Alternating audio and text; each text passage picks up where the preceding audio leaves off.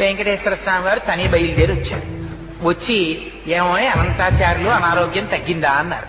ఇటువైపు నుంచి అటువైపు తిరిగి పడుకున్నారు. ఆయన మాట్లాడలేదు.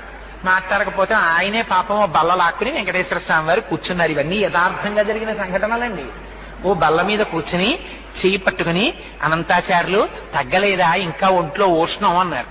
అంటే పాపం మీకు ఇప్పటికి తీరుబడి దొరికింది, మిమ్మల్ని నమ్ముకుని కొండ మీదకి వచ్చి ఈ నేల నుంచి పుష్పకైంకర్యం చేస్తున్నాను, 3 రోజులు అయింది జ్వరం వచ్చి పడి మంచాన వచ్చి నన్ను పలకరించడానికి తీరుబడి కుదరలేదు, వైద్యుల్ని పంపిస్తానన్నావుట, ఏం పాపం నువ్వు వచ్చావేం ఖాళీ దొరికిందా అన్నారు.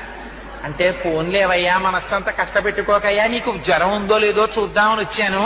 అనంతాచార్యులు నన్ను చూడాలన్న భక్తే తప్ప వైద్యులతో వైద్యం చేయించుకుందామని కూడా నీకు కోరిక లేదేమిటో, చూడు నీకు ఎలా తగ్గించేస్తానో అని ఒళ్ళంతా పాపం వెంకటేశ్వర స్వామి వారి వాత్సల్యం అంటే చూడండి.